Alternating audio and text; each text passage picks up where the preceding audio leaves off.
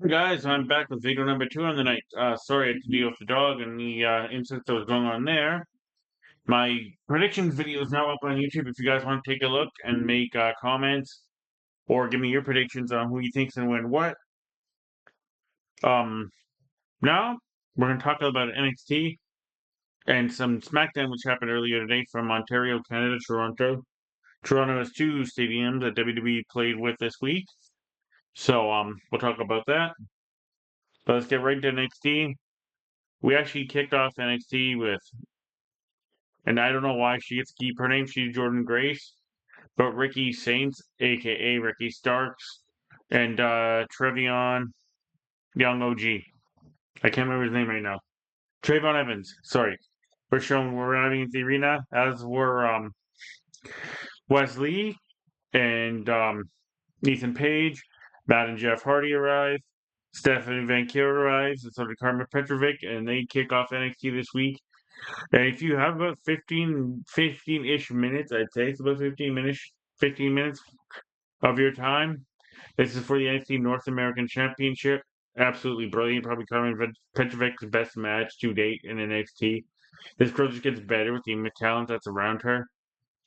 She's a former judo and Canadian Olympic athlete. Sorry, karate and Canadian Olympic athlete. And you could just tell this girl rises to the situations no matter what she's pushed up with and had to face. Brilliant match. I think she's going to be a star very, very soon if she's not already. She's got the charisma, she's got the look, she's got the athletic ability, and Stephanie's just Stephanie. That's all I'm going to say. This girl's a future WWE World Champion, Women's Champion. Um, she just needs a little bit better. And this is not being racist. She's foreign. She's Latino, Latina. Sorry. Doesn't have the best grip of the English language yet, but she's getting it. And once she gets that, the sky's the limit for this girl. She's absolutely so very good in the ring. She's absolutely drop dead gorgeous, beautiful. Um, and she has a move that makes Booker T sound like he's masturbating on national television, which is rather interesting. If you haven't seen that, I don't think you want to. Also, Booker T's not 1997. The Jerry King commentary style doesn't work anymore. Um, but other than that, absolutely brilliant match. Lot of nice teases where you think Carmen's going to win on several different occasions. I thought Fatal Flints would get involved in this match as they beat the fuck out of Carmen last week, fellas. You didn't see for 3 straight minutes was rather uncomfortable. They just beat the ever living fuck out of her. Um, no, didn't happen.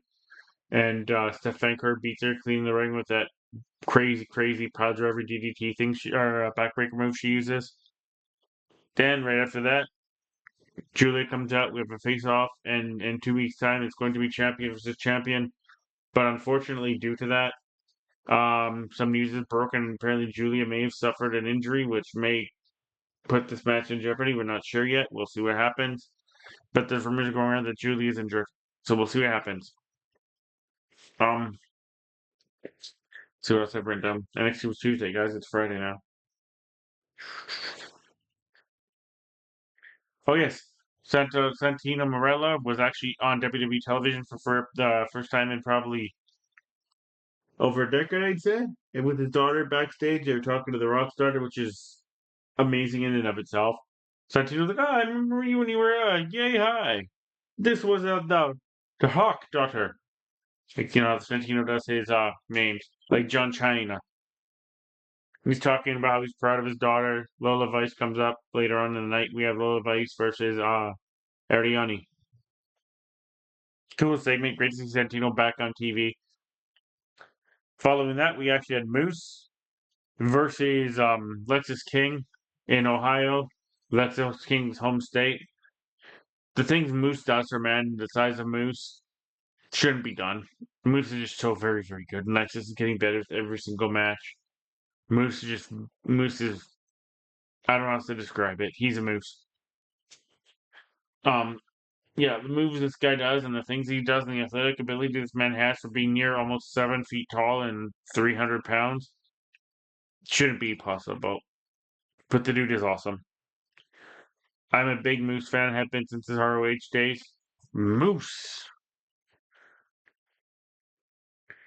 Um, Very, very good match. NXT rarely disappoints. This was another reading that did not disappoint. Very good match.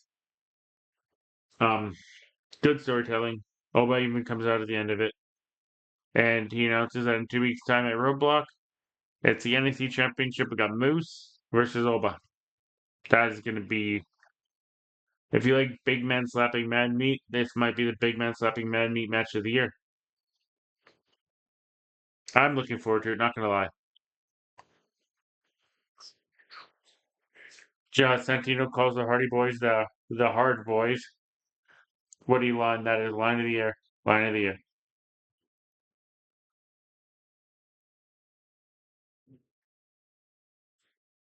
Jordan Grace comes out after that. Talked a little bit of how she was in the main event last week in NXT. Yada yada yada. Her and Roxanne have a face off. Roxanne's like, I beat you twice.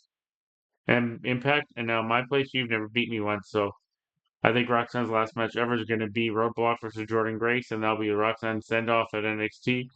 Also unfortunate, Jordan Grace lost her top. Had a wardrobe malfunction. The camera did not catch it right away, but they were able to cut it off both in 3 seconds. But it did happen, and there's probably some trolls in the basement of their mummy and daddy's house that really enjoyed that. Probably clipped it and put it all over the internet, and probably had to change around the pants a few times. I saw boobies for the first time, guys. I saw boobies.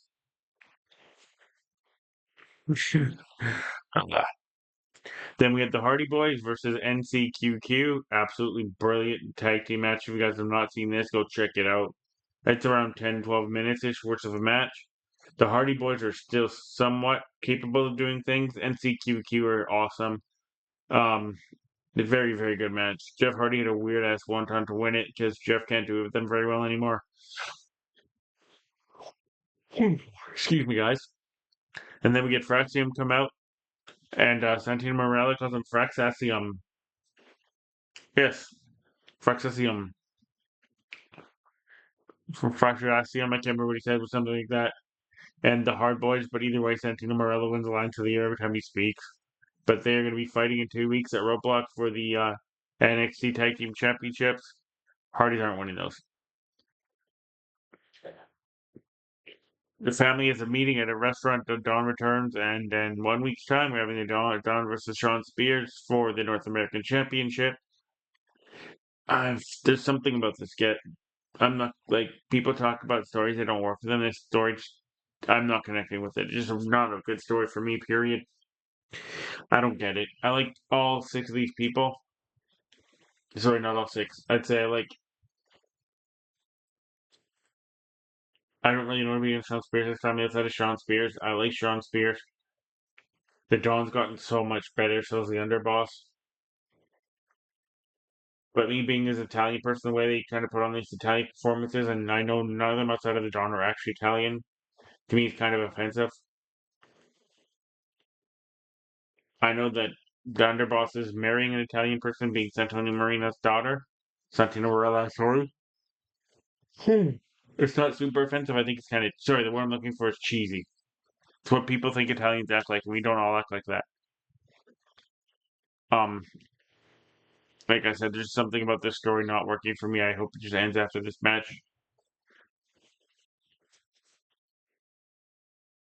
Following that, we had Ruka and Zarya face off with Hervis, aka Piper Niven, and Chelsea Green in an absolutely brilliant segment. And next week, we are getting Hervis and Chelsea Green versus Zarya and Ruka. So Ruka and Zarya are going to be getting the biggest tag team win yet, knocking off a couple main roster girls.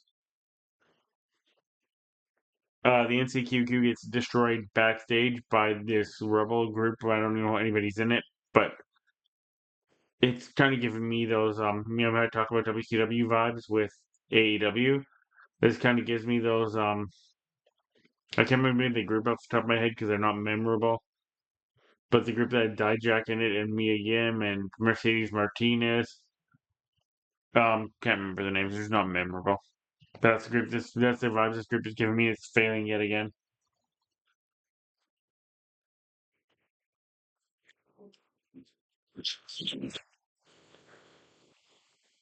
we have Wesley and Javon Evans versus Ricky Saints and sorry, Javon Evans and Ricky Saints versus Ethan Page and Wesley. Very, very, very good match. Ricky Saints' debut match. There's only one way this could have went, and this was the main event. In the end, Ricky Starks hits the Rashomon on Wesley, gets the pin because Javon Evans and Ethan Page wrestle all the way to the back. And the crowd just starts chanting Tony fumbled with Ricky Saints just in the ring, soaking in all the cheers. So that is how NXT goes off the air. It's not the greatest of NXTs, I'll tell you that. Outside of, I'd say, the opening match and the main event, nothing really to write home about. Lola Vice beats Santino Marina's daughter, and match. To be honest with you, a lot of NXT kind of fell flat with me this week. I am going to say the Santino Marella pop got me very happy. That man is a legend. Um, Also, unfortunate news. I believe they're removing around the walking weapon is Josh Alexander signed with AEW. Very, very unfortunate. I wish Josh Alexander would have went to NXT and we could have seen the reunition of the North. Who knows? I just don't. I don't honestly see what he's going to do in AEW. He's just going to get lost in the shuffle. My personal opinion. Also, a little bit of sad news. Not sad news, but yeah, I guess it's sad news. Mandy Rose is dealing with arthritis. She said her spine is deteriorating and she can't feel her fingers. So, like, I'm in a group chat with wrestling fans that are friends of mine. I want to say, and I said to them, um, bless these people for putting their bodies on the line for entertaining us.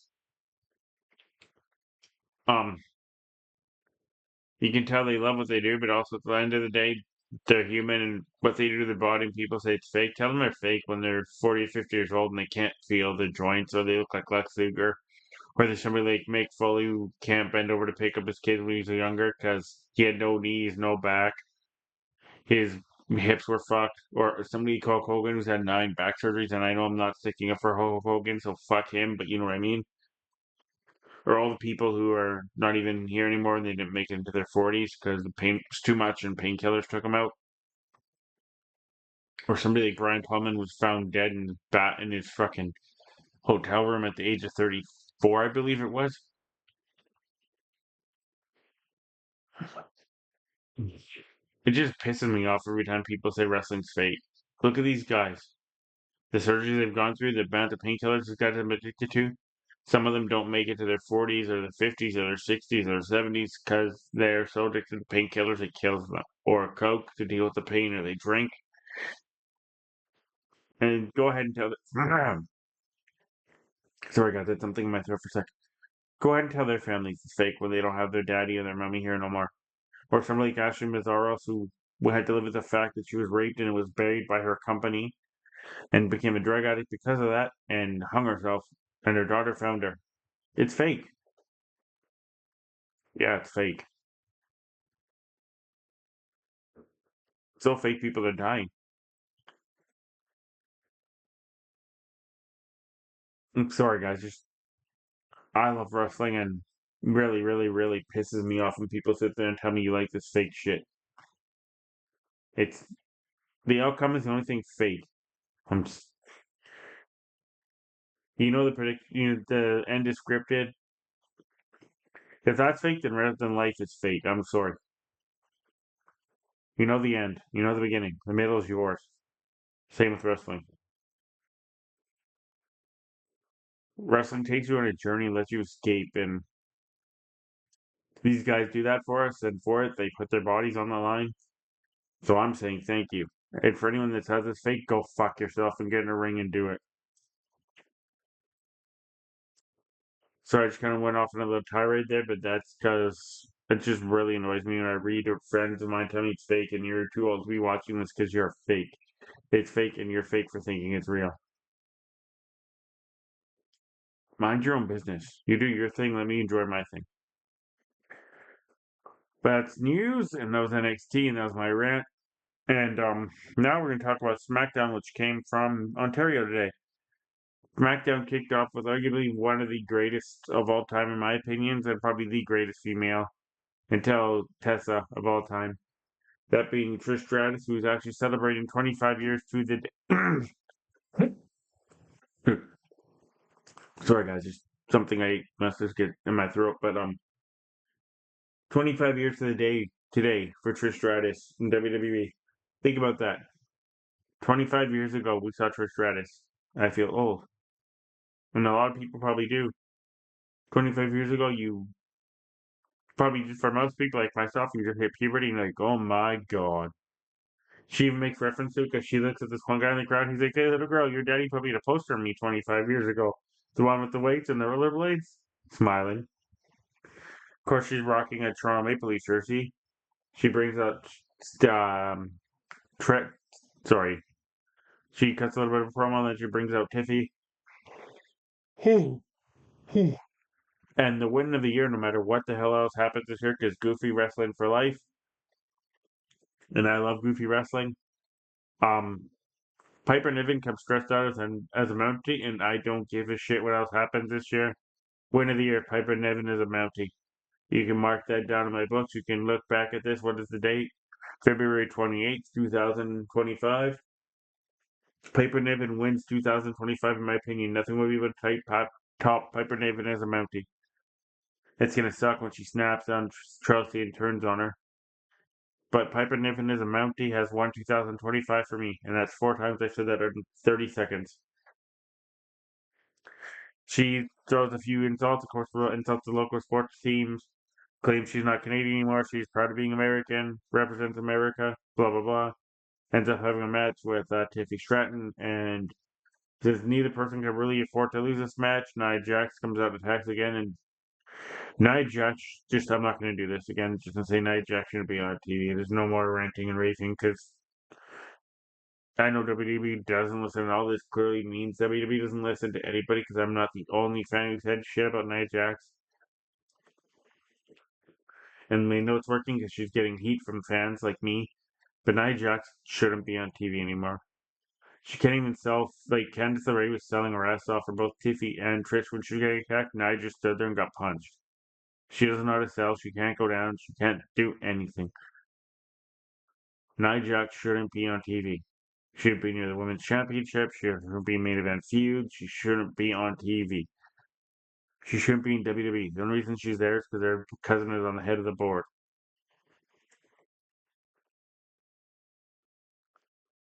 Following that, we actually had a backstage interaction between Jacob Fatu, Solo, and Tama Tonga, where Jacob is now going to be in the Intercontinental title main of the number one contender tournament, taking Solo's spot because Solo says he gives it to him. That's right, we had an Intercontinental number one contender tournament due to the fact that we wanted to figure out who the number one contender was. We were having Jacob Fatu versus Andrade, Carmelo Hayes versus Braun Strowman, and LA Knight versus Santos Escobar. Well, let's say that Jacob Fatu wins, LA Knight wins, and surprisingly, and not really surprisingly, because I guess we're headed to a feud between Braun Strowman and the Bloodline. Carmelo Hayes beats Braun Strowman by DQ with an Eddie Guerrero spot. But if you have 15, 20 minutes out of your day, again, I'd go check out Jacob Fatu and Andrade. They cooked. That's all I'm going to say. I can't do that move, but justice. It was brilliant at its best.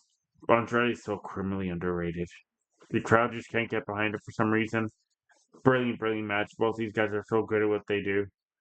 And same with Santos Escobar and LA Knight. I'm not the biggest LA Knight guy, but they had a brilliant, brilliant, brilliant match. The Braun Strowman Carmelo Hayes match was there to do what it was supposed to do, and it was really good. It didn't last very long. And then we had Cody Rhodes enter the building, and there was a few teases with him as soon as he was in the building, he was escorted to a private room given to him by The Rock. And preserve our truth and titanium, whatever you gotta do, make this man live forever. He is gold. As soon as he's in the room, you hear somebody talking behind Cody, and it's R-Truth eating Cody's snacks and telling him how he should take the Rock's offer because then he can help out the people below him. And he loves the food and he loves Dusty. He's like, "Where's Dusty? I haven't seen Dusty in a while," just as a joke because R-Truth is supposed to be insane. But God bless R-Truth, he is the best. And Cody, there's a few teases that Cody doesn't know he's going to do. You can tell by his facial expressions throughout the night. We'll get more towards that later on.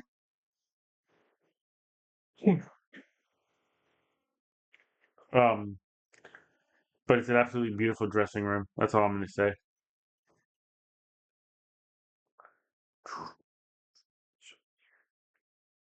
Oh yes, The Rock. I mean, R-Truth wins line of the year. He looks at Art. He looks at Cody. He's like, "Be like, give your soul to the soul man. Don't be like this shellfish." Calling her, he thinks The Rock is the soul man. He's like, "I seen him wrestle when I was a little boy. He won the tag team titles with Tony Atlas." For those of you who don't know, the Soul Man is The Rock's dad, and he died 3 years ago now, I believe. But what our truth is a national treasure.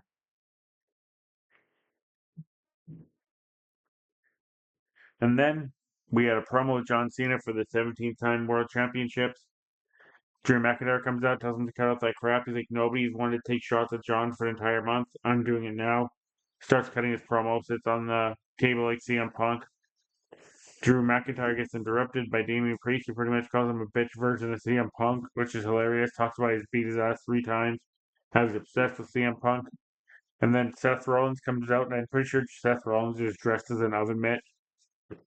I don't know how to describe what he's wearing, but it's dressed. He looks like an oven mitt. That's all I'm going to say about that. He cuts a little bit of a promo. Then Punk comes out, cuts his little bit of a promo, and then we get the what was I going to say? The tease of teases. Even I lost my mind. You heard John Cena's music come out and play, and everyone's waiting and staring and waiting and staring and waiting, and then Logan Paul. I'm going to give that guy the time of day. I think Logan Paul should get an absolute ass whooping. If you guys see my previous video on my predictions, I think Logan Paul's going to hope to God Logan Paul gets obliterated in that cage and takes every brutal bump possible. The guy's just a human piece of shit. Leave it at that. Following that, we actually have Sami Zayn come out, cut a very incredible emotional promo. He's actually talking to me right now. If you guys can hear the phone ringing, sorry.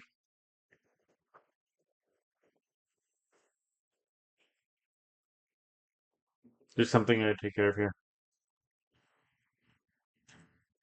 Fuck. Mm. And then he says he knows Kevin Owens is in Toronto, so he calls him out. He knows he's in the arena. Kevin's like, you're right, I am in Toronto, but I'm not at the arena that you're at. He said, I'll be waiting for you tomorrow. He's at the Skydome or Rogers Center, whatever you want to call it. And then we get backstage interview between Bailey, Naomi, and Bianca. There's a little bit of a tease, but if you look at Bailey, it's kind of teasing Shane, maybe the person who attacked Jade. Cause yeah, we still haven't figured out who attacked Jade. But if you look at her eyes, she's kind of smiling with her eyes. Don't turn Bailey heel again. That's all I'm gonna say on that. And then we have our main event our co-main event tag team for the women's six woman tag team match. 5 of the 6 women are in the chamber match. I don't understand how you don't have Alexa Bliss in this match because they've done nothing with the storyline which involves Liv and Raquel. I know Liv and Raquel are the tag team champions, but this is a match Liv didn't need to be in. Especially not Liv Raquel. It should have been all 6 women from the chamber. So that's my rant on that. Um, very, very, very good match. Can't go wrong. Outside of Raquel, the 5 other women in this match are incredible. Raquel does her Big Daddy Cool spots well, but she's not on these girls' level. My personal opinion. And the finish kind of shocked me because Roxanne beat Bailey clean as a whistle right in the middle of the ring. And then was attacked immediately by Alexa Bliss. And then another tease that Alexa Bliss is going Wyatt 6. Right after she hits her sister Abigail, the Wyatt 6 promo video pops up. I'm not mad at it. And then we had a tournament for no reason whatsoever because the guy who was originally the #1 contender to the IC Championship or United States Championship is once again the #1 contender to the United States Championship. LA Knight beats Carmelo Hayes and Jacob Fatu. Bet there's a little bit of a tease here as LA Knight gets the pin on Carmelo Hayes, but it's Jacob Fatu who gets all the work done, and LA Knight pulls him out to the last second and takes the easy pin. So I think Jacob Fatu may be teasing, kicking the shit out of LA Knight, tossing the United States Championship. And you know what? I would not be mad at LA Knight versus Jacob Fatu at WrestleMania or SmackDown here or there, go on for a little while. And then LA Knight gets himself a couple partners, and we have a 3-on-3 at the Mania. But there's no way LA and Jacob Fatu are going to be off Mania this year. They physically can't be. Just wouldn't make sense.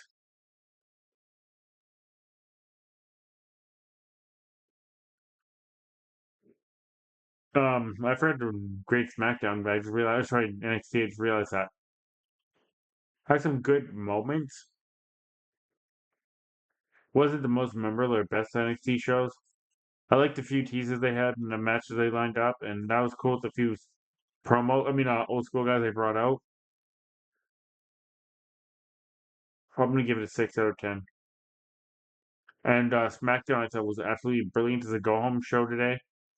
I absolutely like you guys know already what I think of Piper Niven. I thought it was absolutely brilliant.